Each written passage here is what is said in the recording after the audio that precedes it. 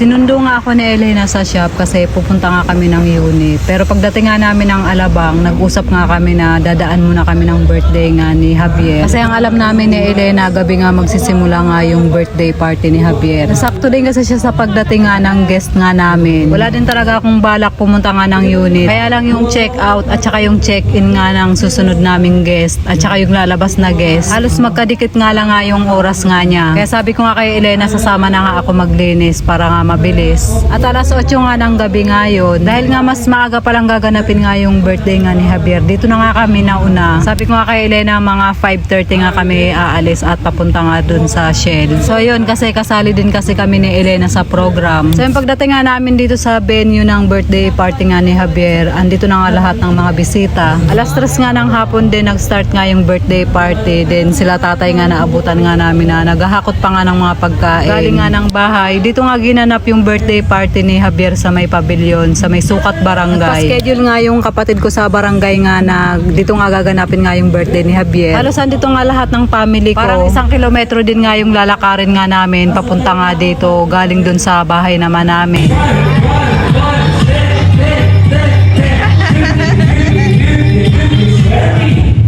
Walang kasawa sa photo. Sa 7 dots, lahat po ng tatawagin ko, bigyan na. Meron lang ni Red si Mernel na photo booth, kaya nagpa-picture din kami magkakapatid na dito.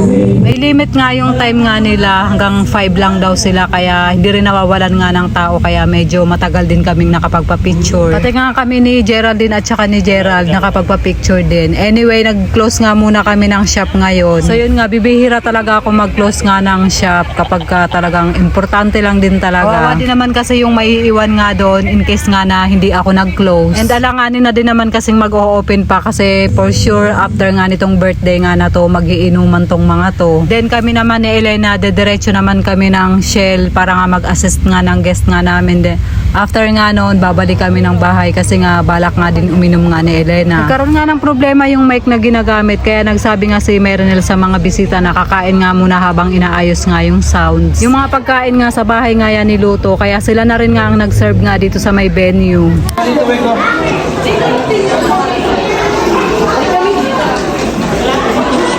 Kainan muna kasi nagka-problema yung mic.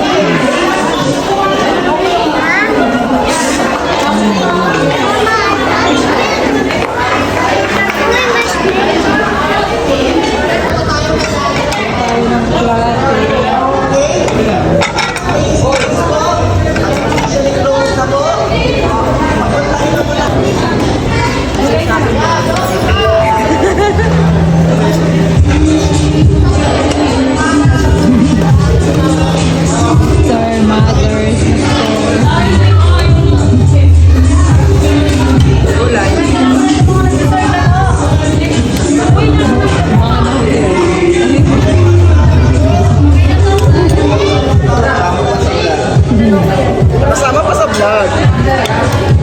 Asa lang kanin? Ito, sa dulo.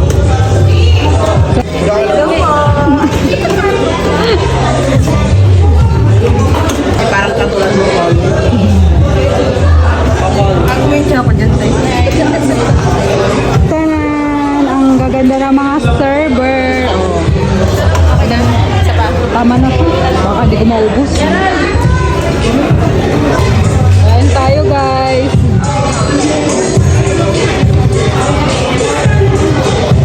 Ang siraw naman dito sa pwesto ko.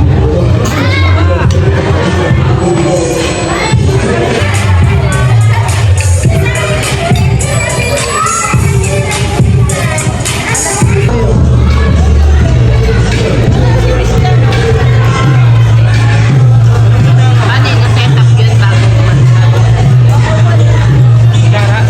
Wala nga. Habang kumakain nga ako, nakita ko nga sila Geraldine at saka sila Carlos na nagpapa-picture nga dun sa may photo booth. Siguro nagmamadali na rin sila kasi nga mag-aalas 5 na, kaya umabol din sila kasi nga magko-close na. Balloons, very generic. At ingatan mo sarili mo, ha? Happy birthday! Punta na yan sa Tita Mary Jane. Kala ko hindi ako kasama pala ako. Sarap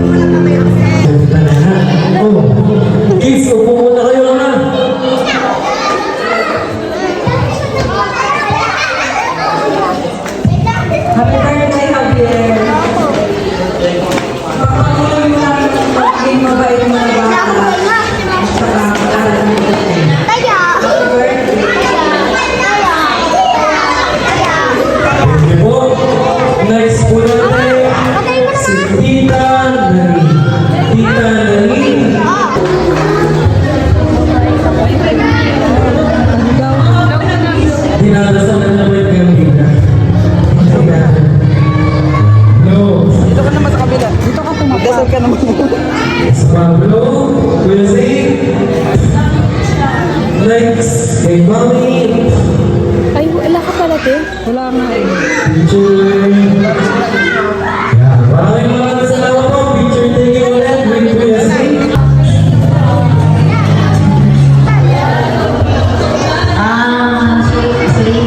Happy 7th birthday. Wish ko sa'yo, lagi kang tawag sa Diyos. Saka, huwag ka nang maming makulit na. Yan lang po. Happy birthday. Picture.